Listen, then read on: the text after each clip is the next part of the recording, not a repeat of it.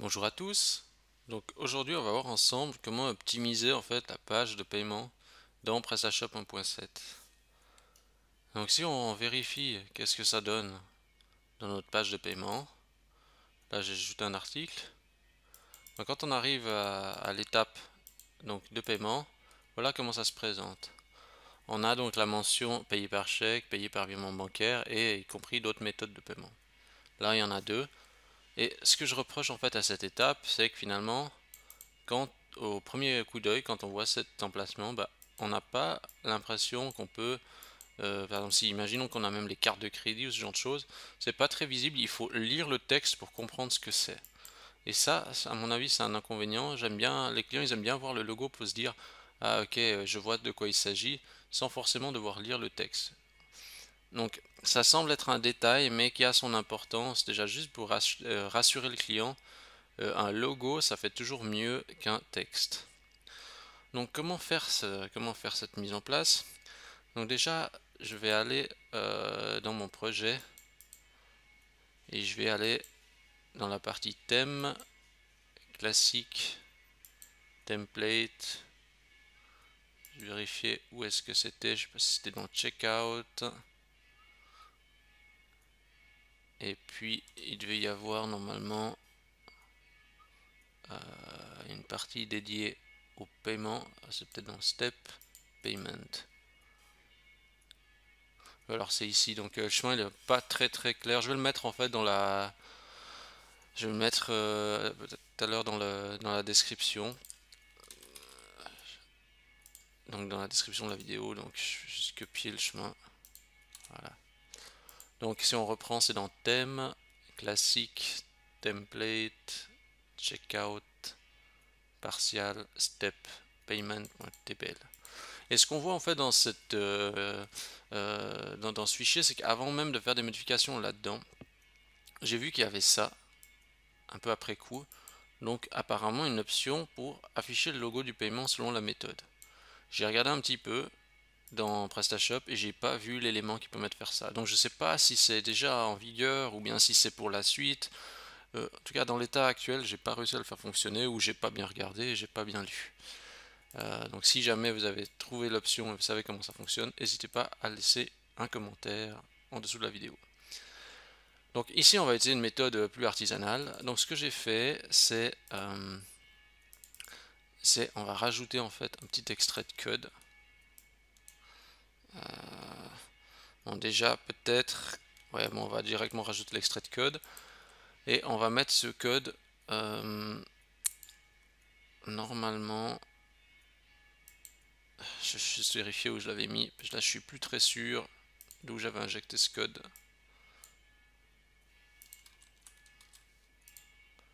Alors je vais prendre mon fichier d'exemple, je vais juste regarder comment j'avais fait dans celui-là. Donc j'avais ajouté ça en dessous du div. Ok, donc en dessous de ce div, donc ça veut dire juste avant ce petit commentaire qui commence par étoile, il faut rajouter en fait le code, ce code suivant, donc que vous pouvez trouver hein, dans l'archive en pièces jointes sur l'article du billet qui parle de cette intégration, hein. Donc si vous êtes sur YouTube, vous cliquez en dessous dans la description, vous avez le lien vers le billet. Donc je fais ça. Et aussi ce qu'il faut faire, c'est il faut rajouter alors, retourner plus loin dans le répertoire du thème. Donc ça veut dire dans le fichier thème.css qui se trouve, donc toujours si je reprends du début de la croissance, thème, classique, template. Alors là je me trompe, hein, donc c'est thème classique, c'est asset, c'est CSS.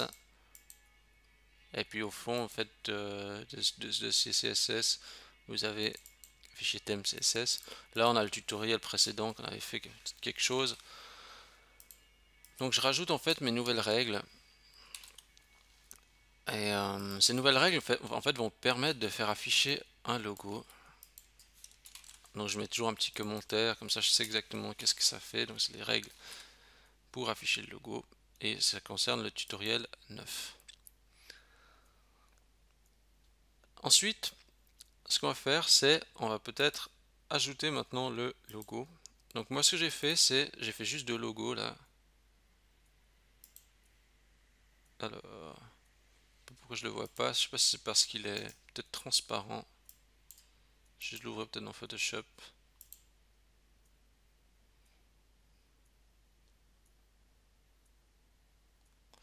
Donc j'en ai fait deux comme ça.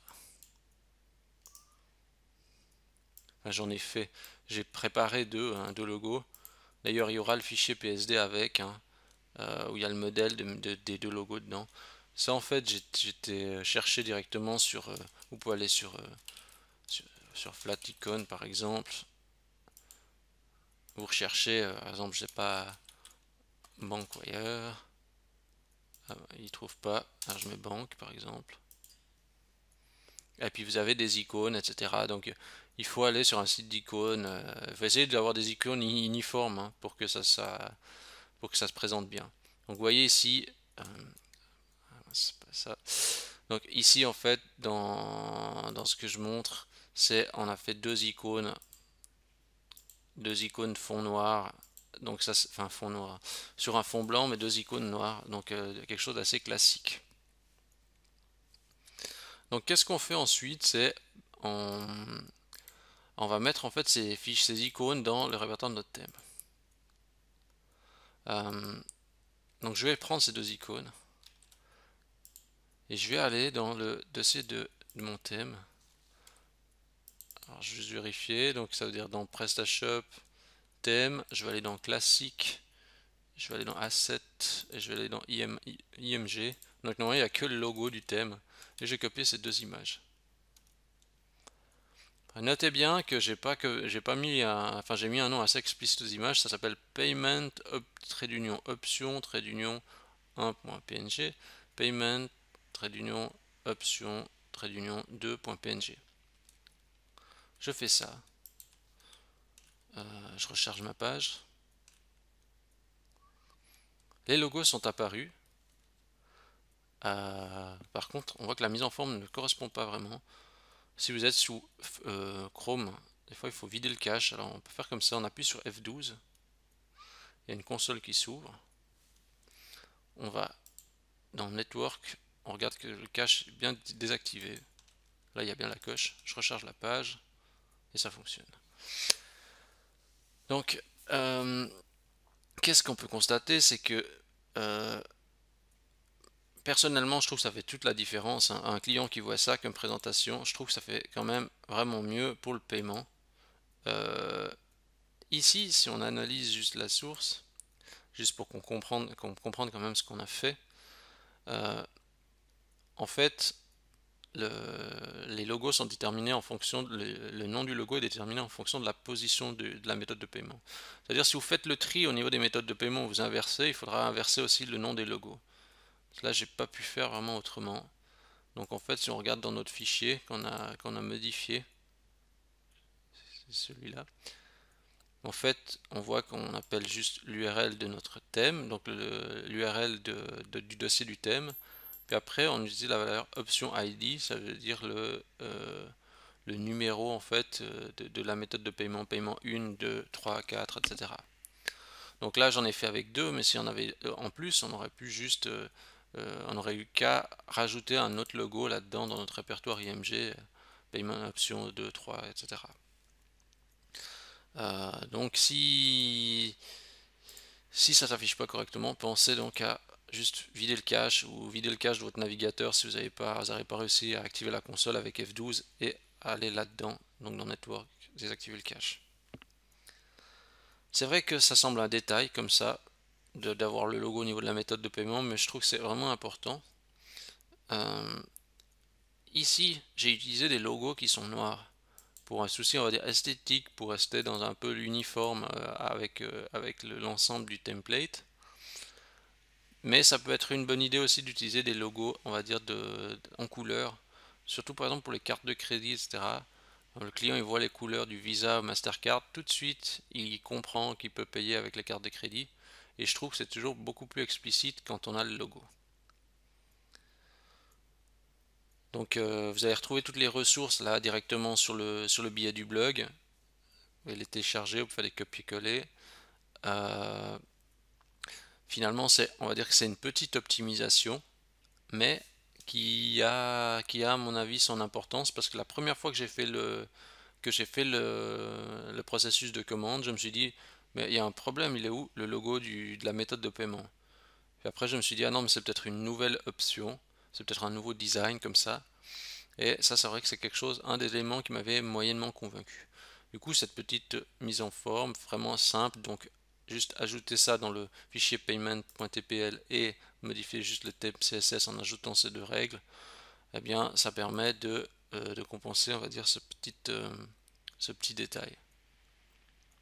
Donc voilà, il ne reste plus qu'à faire la même chose de votre côté. Si vous avez des suggestions ou des remarques par rapport à cette manière de faire, n'hésitez pas à laisser un commentaire. Si vous avez peut-être d'autres suggestions pour la suite ou d'autres éléments que vous dites que c'est important d'optimiser dans la version 1.7, n'hésitez pas à laisser un message. Je vous remercie de toujours me suivre et d'être fidèle.